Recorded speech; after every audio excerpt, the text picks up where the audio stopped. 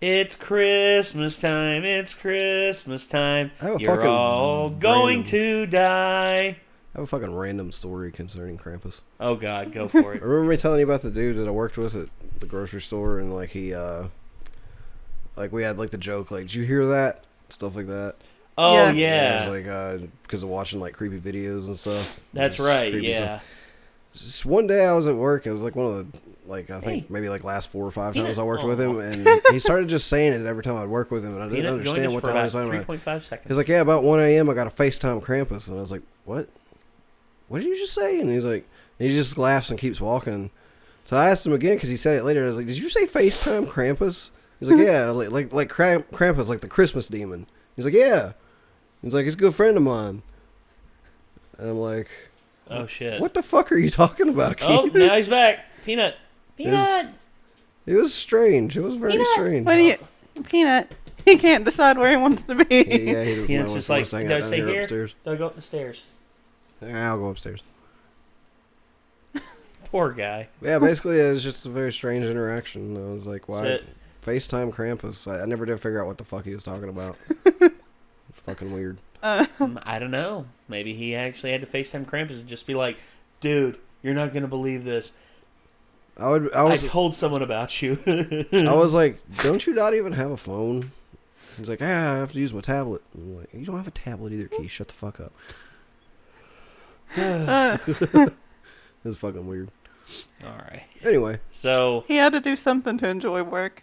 Krampus is pretty cool, though. So Dead Meat released a capture count for Krampus. Krampus is a film that came out in 2015, and we actually got a copy of it on Blu-ray from a fan of ours who wanted us to watch it. It's directed by the same guy who directed Trick or Treat. Oh, I didn't know that. Oh, yeah. Fuck yeah.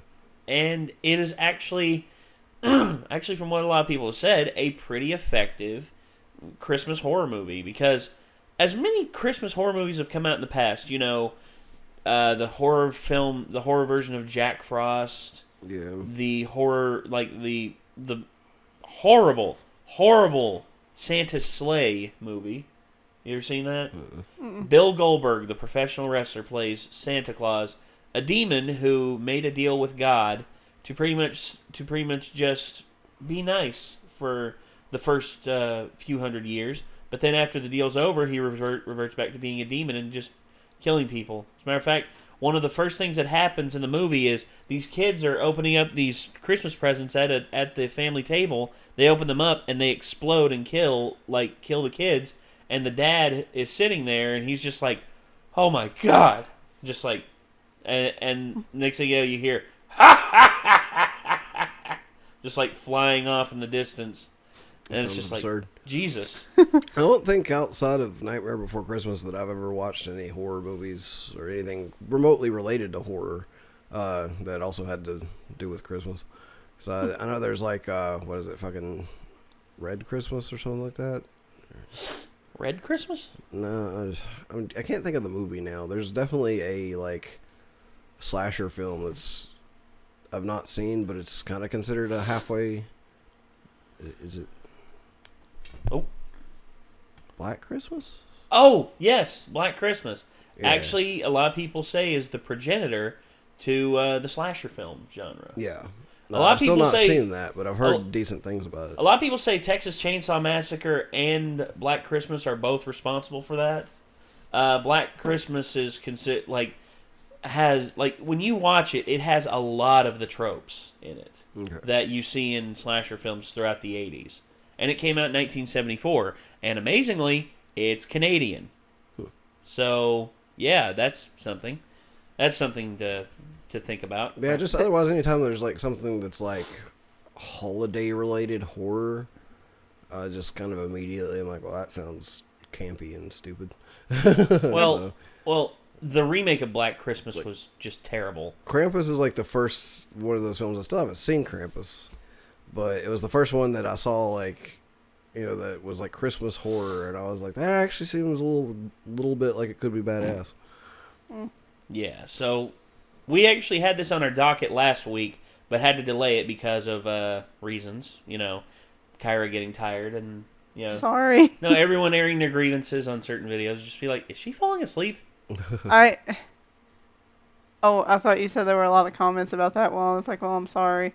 No, they were just a few people airing their grievances. I got curious. I was looking up Christmas horror movies, and there's probably a reason why you don't watch very many of them. They just seem like not good. Like silent. Exactly. Yeah, that's the primary reason. One of them is Treevenge. One of them is Silent Night, Deadly Night. 1, 2, 3, 4. Oh yeah. 1, 2, 3, and 4. Apparently, including the second one, Garbage Day. What? That's what that's from? Yeah, Silent Night, Deadly Night 2. Okay. Apparently, there was a remake of Black Christmas, and there's Which also was terrible. and there's also Red Christmas. I think they're both from 2016. I quote Garbage Day just like as an ironic meme type thing, like all the time, even though I've not seen the movie. I've seen that clip and it just made me laugh. So I was just it's a funny. Randomly, it's I'll a just funny be like, clip. Garbage Day. Yeah. Oh no, Red was 2016. Black was 2006. Also, for me, another one that my friend used to quote all the time. It's like whenever I'd say something like kiss my ass or something like that. He's like, he did that. I would if I could, bitch. That. Fucking weird. I know it is a weird. It was a I have terrible just so movie. many random fucking quotes, like from both good and bad movies, that I would just say. Like I don't know why I say them, but I say them. There's shit like "Good Lord, man" from Ed, and Eddie, and then there's "Hey, Paul." Yeah, from freaking American Psycho. Yeah. Yet another Christian Bale movie. All of us are just so memeable, Yeah. or we just like say things that could be I memes. just am a meme. My brain is a meme. Memes on the brain, ladies and gentlemen. Pretty much. Memes, not even once. Yeah. Oh my Okay, gosh. so we have the kill count or capture count for from Dead Meat up here for Krampus in 2015. Let's get it on screen and let's see what dear old Jamesy boy is gonna cook up for us this time.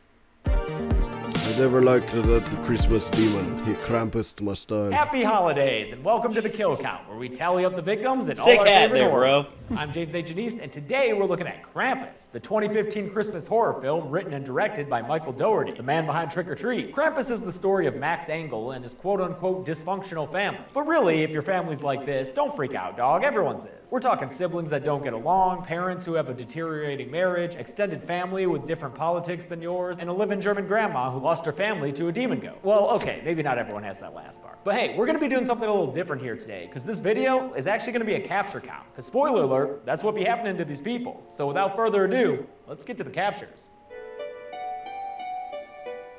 The movie begins in the middle of Shopocalypse Now. Slow motion shots of consumer culture destruction play under Bing Crosby crooning about how it's beginning to look a lot like Christmas. For some reason, the store has a nativity play going on. Is that what's happening here? And Max Engel is having a tussle with a magus, since apparently this wondering wise about kid that. is telling the first graders there's no Santa Claus. Max's mom, Sarah, played by Toni Collette, is more concerned with Max's face than the integrity of the Christmas legend. Every kid has to learn the truth someday. And his dad, Tom, played by Mr. Leslie Knope Adam Scott, is too busy taking work calls to be bothered either way. In fact, the only person other than Max with Christmas spirit in this house is Grandma Omi, Tom's German-speaking mother. She encourages Max to continue his annual tradition of writing to Santa Claus, although she does get a little weird when she talks about the spirit of giving and sacrifice. You alright there, Omi? Upstairs, Max's older sister Beth is complaining to her bong-token boyfriend about the impending visit of her aunt, uncle, and cousins. He invites her to come over since he's only 4 blocks away, but it's too late. The house starts shaking, and that means the Hummer with the extended family is here. They're related through Sarah, since the matriarch of the clan is her sister Linda, played by Alison Tolman of Fargo fame. Her husband is Howard, played by David T-Bones Keckner, the comedy world's premier loud bald guy. Sorry, Rob Corddry. Their kids include 2 It's daughters, true. Jordan It's and true. Stevie, who have been raised by Howard in a more traditionally masculine sort of way, and son Howie Jr., who's been raised in a more traditionally stare and drool sort of way. Also, they brought a dog, Rosie. She's a good girl. Hey, A surprise good inclusion at pupper. this year's festivities is Aunt Dorothy, the crotchety aunt of Sarah and Linda, played by 2.5 Men's Conchata Farrell. She's got some Mrs. Mac tendencies in her. So where's the dog?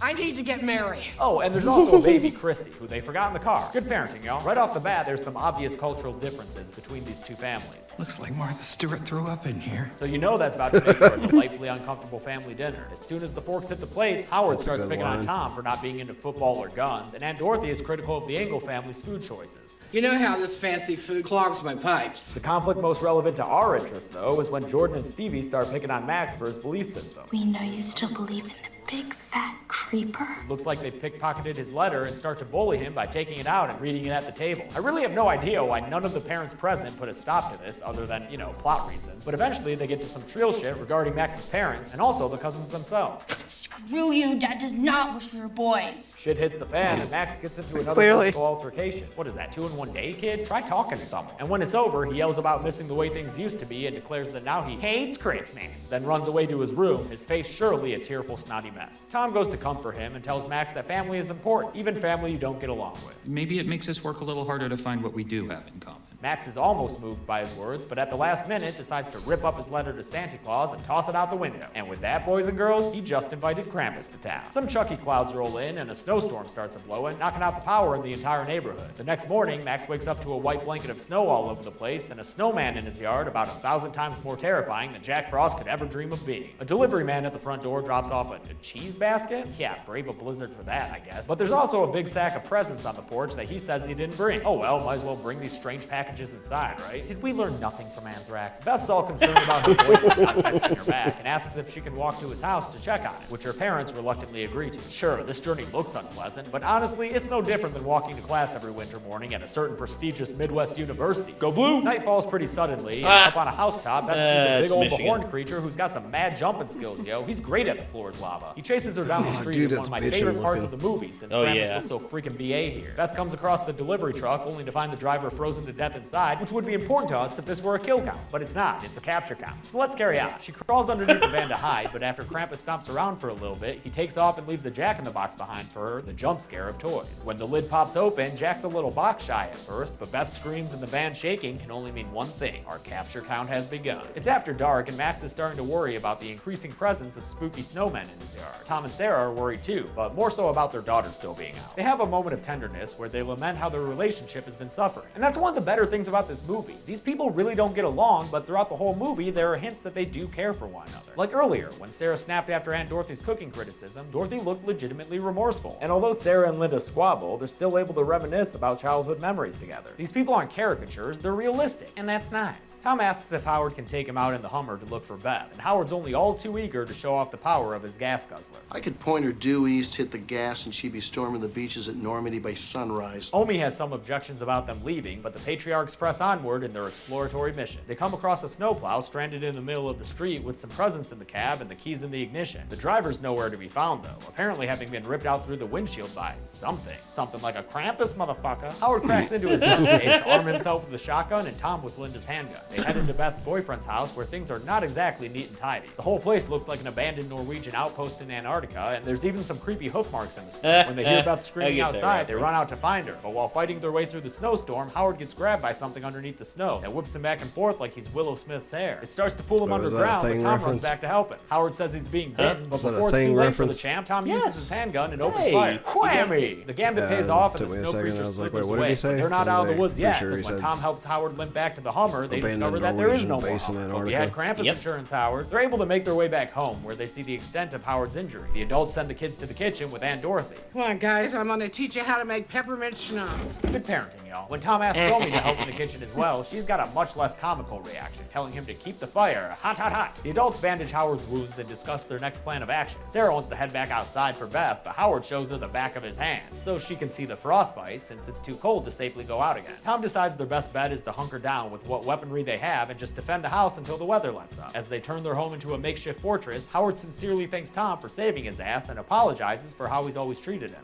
Thinking you're such a spineless dick all these years. Their slumber party is really bringing everyone together, and no wonder, it looks cozy as fuck. Howard offers to take first watch and let the others all sleep, but we smash cut to him storming by the window later that night. That means everybody's calmed out when a chain descends from the chimney with a little gingerbread man. Starts jingle jangling and wakes up Howie Jr., who would love nothing more than a midnight chimney gingerbread snack. Sooty. But then the gingerbread dude comes to life and ties Howie Jr. up in the chain. After a whistle, the chain starts pulling Howie Jr. up the stack, and his screams awaken everyone else in the room. During the ensuing struggle, a burning log with cinders rolls out and catches the Christmas tree on fire. The adults try with all their might to pull Howie Jr. back down to the living room, but it's no use. The kid is swept up with the Christmas spirit and ascends through the chimney to become our second captured victim on the count, leaving only a shoe behind. Bonk! Max puts out the fire, and Howard blames himself for snoozing on the job, but Omi ain't got no time for self-pity. She gets the fire going again and tells the family they're all to blame, and that someone or something has come for them all. She starts speaking in English so she can tell the story of her childhood. It's told with stop-motion looking animation, a fun little interlude for the film, and she says that when her town fell on hard times and shirked the spirit of Christmas in favor of, like getting bread to eat, her little Omi's spirit was broken. When her family also turned their backs on Christmas, she gave up entirely and threw her Santa doll in the fire with a wish that her family would go away. That night she got a visit, but not from Kris Kringle, more like Chris Krampus. Krampus's whole deal is to be opposite-day Santa Claus. He punishes instead of rewards and takes instead of gives. In fact, he takes Omi's entire family, but he leaves her behind with a wink and a little Krampus ornament to remind her what happens when the Christmas spirit dies, an ornament she has kept to this very day. Great story, Omi. You believe this senile horse shit? Well, I liked it anyway. Howard gets pissed and is determined to go outside and rescue Howie Jr., even pulling his gun on Tom when he tries to intervene, despite admitting that he is starting to like his brother-in-law. But he doesn't even make it past the front porch before a bunch of creepy little figures running between the spooky snowmen causes the family to shut that front door back up and continue to bunker down. Morning comes and Linda takes the Christmas presents into the attic so she can rewrap the fire-damaged ones for the kids. She hears something coming from one of those mystery packages, and it sounds like a jump scare in the box. But Sarah interrupts her before she can open it, and they leave the room, so they don't see when the presents start shaking a bunch. Who got the whole family tickle me Elmos? That shit is so 1996. While the adults discuss a plan to escape with the snowplow that Tom saw during his previous outing, Stevie and Jordan are upstairs looking for a second bathroom since apparently Aunt Dorothy clogged the one downstairs. They hear Beth's voice coming from the attic, calling for them by name, so they go up to ask her what the dealio, and you know this won't end well. Their screams are heard by the adults downstairs, so Tom, Sarah, and Linda head up there to see what's going on. Some further commotion is heard from the kitchen, so Howard and his boomstick go check that out. Up in the attic, they find a big old Jack out of the box, clap clap, and finishing up his daily recommended intake of child with a meal of Jordan. At least he's a gentleman, Jack, and wipes his mouth when he's done. So cute. Tom shoots at Jack, but he dodges and crawls away, and while they're looking for him, they run into some more demonic Christmas decorations, like this feathery angel tree topper who tackles Sarah to the ground, and a grizzly stuffed teddy bear who starts biting on Linda. A pretty sweet freaking robot attacks Tom, so all three of them are preoccupied as Jack tries to escape through the air vent. The angel strangles Sarah with Christmas lights and hangs her by a rafter, but when Linda sees Stevie lying on the ground, she's able to rally herself and turn the tide. She gets the best of the bear with an icicle through the eye and then grabs an axe which she uses to cut Sarah down and take care of that dope-ass killer robot toy. Alas, she's too late to save Jordan from the Jack in the Box, since he crawls down the air duct, completing his capture and adding another one to our list. Damn. Downstairs, Howard's been having his own misadventure with a trio of gingerbread dolls, two of whom, fun fact, are voiced by Seth Green and Justin Roiland. Although they're using a nail gun, which is super terrifying to me, it's mostly a slapstick sequence without consequences. With a well-aimed shotgun blast to a lantern, Howard kills one in the explosion when it burns to death and is able to shoot a second as it charges him. The third leaps in slow motion towards his face, but when Howard opens his eyes, he sees that he's been saved by Rosie's appetite for gingerbread. Everyone reaches and after hearing Jack fiddle about in the air ducts, Max unlooses Rosie into the vents to take care of him. But by the sounds of it, things don't go well for her. But we all know I don't count dogs on the capture count, so onward! The ceiling starts to crack before eventually caving in, and Jack Attack is right back in the middle of things. In fact, the whole evil toy crew is back, although not for long. Dorothy grabs the shotgun and takes care of the bear right away, and the others picture the angel for some skeet skeet skeet shoot practice. Before she can shoot Jack though, they hear a noise outside, and Jack gets real excited. Yeah, these terrifying elves are fucking this family up, son. They run inside and put out the fire and give their buddy Jack a very needed hug. He's been through a lot. They use their chains to tie up Dorothy, and we basically get a threefer for the capture count here, since they steal the baby like they some kind of well-hung goblin king, pull Dorothy out the window with a wacky sound effect, Twisted fairy tale horse shit! And with that battle cry, Howard jumps on Jack and is pulled out the window with the others. Oh! great. Content with their haul, the elves shuffle out the broken window, the last of them doing a nice little stage exit on his way out. That's enough for Tom, who says it's time to enact their snowplow plan. But when they all head out, Omi stays behind, telling them to be good before closing and locking the front door behind them. Max convinces his dad that they need to leave her behind so she can do her thing and face Krampus head on. She stands inside on her own and waits for Krampus to hurry his big ass down the chimney. He finally unfolds himself into the living room, and it's about damn time, mister. There's only 20 minutes left of this movie, and this is your first clear appearance. Friggin' jip of a title if you ask me. And this version of Krampus ain't even got that much goat in him. He just looks like messed up Santa Claus with a long ass tongue. But at least he's still doing his Krampus thing, meaning Omi's the next one on the capture count when he opens up his bag and tells that old lady to get in the sack. Hey, the remaining uncaptured family members head through the snowy streets and are almost at the plow when things turn south for them. What are you talking about, As my buddy Fahnholz talking about an mentions in 8-piece. his great video on this movie that you should totally watch, it almost feels like they ran out of time here since everyone else drops pretty quickly. Tom is encircled by the snow-burrowed creature from earlier and gets pulled underground and taken away. Linda's the next victim, and although she manages to pass off Stevie before it's too late, she is also pulled underground and captured. Finally, Sarah is able to put the kid safely in the snowplow and tell her son she loves him before she drops and is pulled under the snow as well. Max tries to start the snowplow, acting like he know how to drive and shit, but since he don't, the truck goes nowhere and is victim to another elf swarm that steals away Stevie from the passenger side of the cab. I'm just counting this as her capture, even though we'll see more of her in a second, because look at that, she's clearly captured. Max is left alone by the elves and gets a visit from the Jolly Holly Horror Show himself, who gives him a Krampus ornament and disappears. Dude's got good branding. Krampus ornaments all over the place. Max follows Stevie screaming through the snow to find this topsy-turvy Krampus festival going on. I guess once a year they throw this party here in town. Max yells out to Krampus, who turns towards him and, wait, why is your mouth open, dude? You look real dumb. When Max tries to return the ornament gift to Krampus to get his family back, it just sinks into the ground and then a giant-ass hellhole opens up in front of him. Nice going, Max. He climbs up to face Krampus and his gaping maw head on, pleading once more for Krampus to show some pity and let Stevie go, even shedding a tear for added pathos. It almost appears to work, but then Krampus is like, nah, and leads his elves and banthas in a round of laughter. They toss Stevie into the hole, which is all sorts of scary, and then Krampus picks Max up by the frickin' head and holds him over the hell pit too. Max gives one last apology. I just wanted Christmas to be like it used to be. But Krampus's justice is as stubborn as his lockjaw, so he drops Max into the hole, completing our capture count with a nice round dozen. Hey, look on the bright side, Max. At least you don't also have a chest burster popping out right now. And then Max wakes up. Holy crap, was that whole thing just a dream? I mean, I feel like the whole capture count conceit kind of spoils it, so, you know, it's not. Even though it seems like everything is okay, with a Christmas morning full of warm family hugs. Aww. The mood is pretty spoiled, though, when Max opens a box to find the Krampus ornament inside. God damn, he just can't give that thing away. The ornament triggers some ghostly voiceover lines of dialogue from their Krampus adventure, which it looks like everyone can hear. I think it also makes them all remember what happened to them, because they're left looking stunned and absolutely silent as the camera zooms out to reveal that they're inside a snow globe, St. Elsewhere style, and that their little globe is just one of many in Krampus's workshop. The movie ends with a sinister-like jump scare of all the evil toys. So love your family, folks, or else you'll wind up in a frickin' snow globe, and then before you know it, a dying billionaire will drop you on the floor and break you. But enough about sleds and shit. Let's get to the numbers. Fuck. He tried. He tried. More captures than we've ever counted before. Of those captured, 4 were male and 8 were female, an unheard of 2-to-1 ratio in favor of the ladies. With a runtime of 97 minutes, that winds up being a capture, on average, about every 8 minutes. I'll give the Golden Santa Sack for coolest capture to Jordan. Her character didn't get to do too much, but she did get swallowed whole by a frickin' clown, so that's fun. Sour Candy Cane for lamest capture goes to Aunt Dorothy, because I think that sound effect they used was real dumb. And that's it. Still got Krampus me was to released laugh. in 2015 and has been one of the most requested movies on this channel, so I hope you all enjoyed my Christmas gift. We've got one more kill count left this year, New Year's Eve on Friday, but until then, I'm James A. Janice.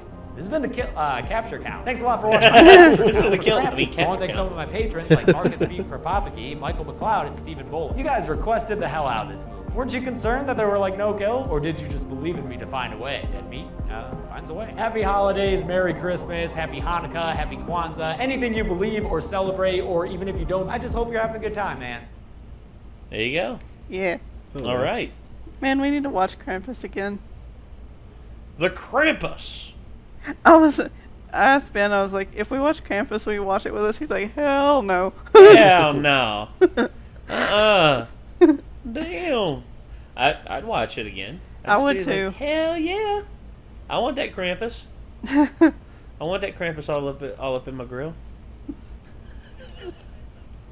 So yeah, the Krampus is a curmudgeon-y bastard. I mean, you know, who swipes kids? Oh. So Krampus actually isn't the worst. I was gonna make a Tickle Me Elmo joke when he talked about the Tickle Me Elmos. I'm just like, it's a lot better than the Diddle Me Elmos, that's for sure. Because of the Elmo voice actor, Kevin Clash. Don't know if you heard about him. No. Turns out he's also potentially a pedo, and they actually made fun of it in South Park. Jesus. Don't touch it. It was called the Don't Touch Me Elmo. Elmo kept putting his hand up on the kid's lap and everything. Oh yeah, I remember that episode. It was the Black Friday shopping one. Yeah. Have you ever played Carnival, by the way? Yes. So it's the first time I ever heard of Krampus was in Carnival. Yeah. One of the bosses. Yeah, I remember that. That was a badass fucking light gun game. Yeah, oh dude. I was surprised because I just go to a random arcade as a kid and I'm just like,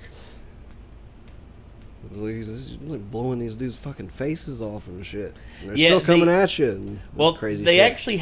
actually have different modes on it.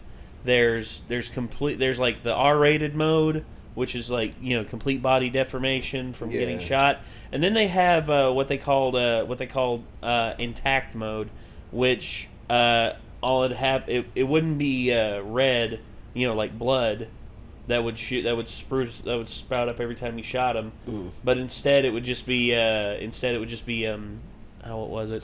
It would be it'd be like a green splatter. Yeah, but I think I've actually seen it set to that version before. Yeah, but the first time I saw it, it was set to like the R-rated mode. Yeah, and I was like, this game's badass. Also, they have another version too that I don't know if you remember it, but there was actually. Do you remember when you fought I don't know if you fought Denne or if you fought Junior. The boss that was in the crib, you know, like the Frankenstein's monster in the crib. Oh yeah, that's like one of the last bosses, isn't it? Yeah, it's one of the final bosses in one of the main levels. Yeah.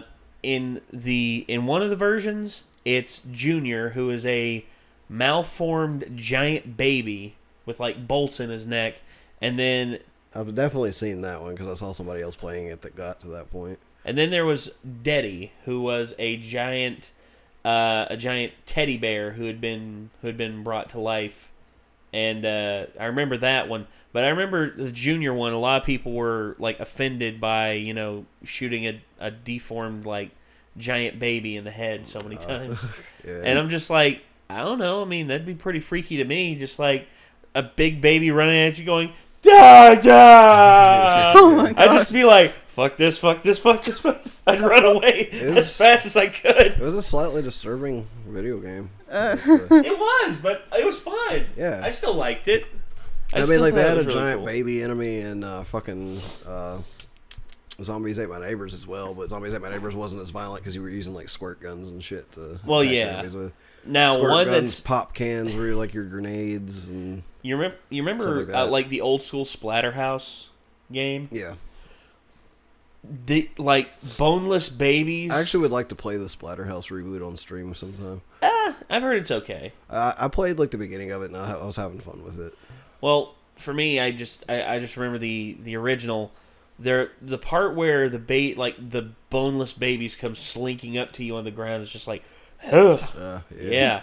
And then of course the redheaded girl that you're there to save and everything, she turns into a huge succubus monster. It's just like with like her brain, part of her brain's exposed, and she's just like, it's like, what do you mean you didn't bring me chocolates? The fuck.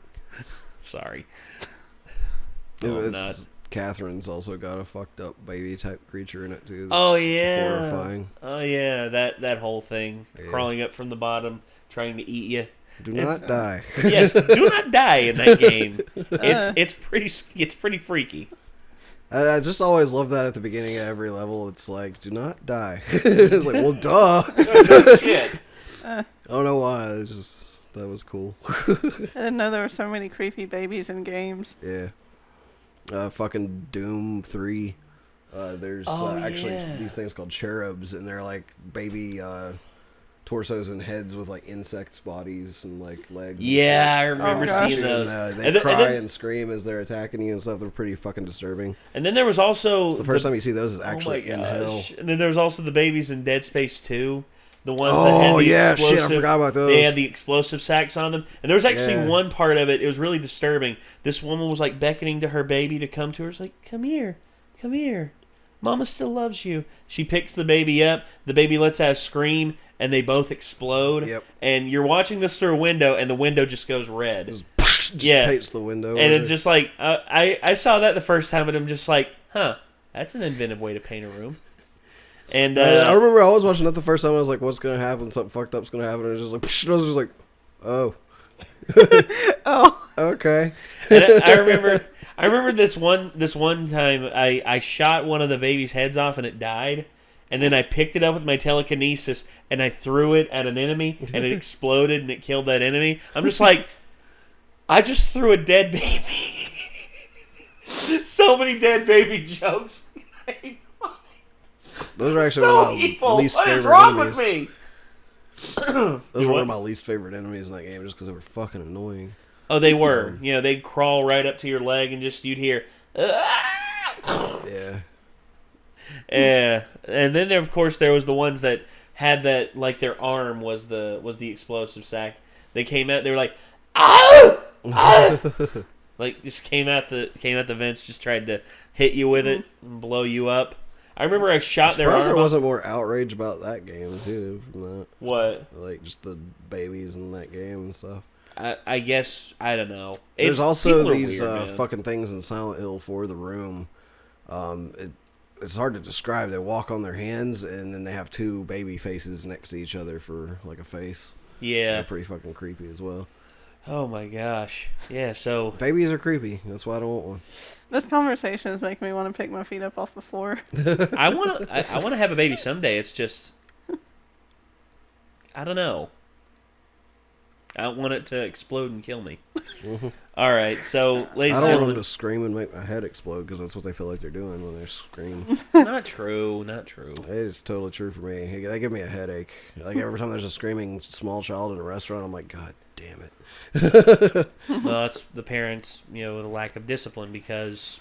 Not necessarily. Sometimes it's just the parents don't need to be bringing a kid that small into certain situations. But sometimes it's like the parent has to have their kid with them on like the grocery store, and you're just like, oh, good. Oh, that's a sound I love to hear. Yeah. My mom always says that she thinks that kids below a certain age shouldn't be allowed in like restaurants and stuff like that. I kind of feel that. I definitely think they shouldn't be allowed in a theater. Yeah. Oh, theater, that's a bit much. Yeah. It's like restaurant I can see because kids have to eat too, but like theater, I'm just like, yeah. If it's a G-rated movie, which there's not a lot of G-rated movies anymore. Yeah, like that. If it's a G-rated movie, I could kind of see at least 2 to 3 year old being allowed in, but like newborn fucking infant shouldn't even be brought to like a kids movie in my opinion. Yeah, it's just absurd. Don't take babies to movies. Like there's no reason to. It's called a babysitter. Yeah. All right. Well, ladies and gentlemen, that's going to do it for this episode of Renegades Direct. This was the Krampus capture count with Dead Meat and James A. Janice. We hope you have enjoyed what you've seen here. The link to the original video, as always, is in the description down below. And want to thank you all for tuning in. Leave a like, leave a dislike, leave a comment. Don't forget to subscribe. And until next time, I'm Nate. I'm Nick. I'm Kyra. And we'll see you in the next one. Peace out. All the comments are going to be like, Nick hates babies.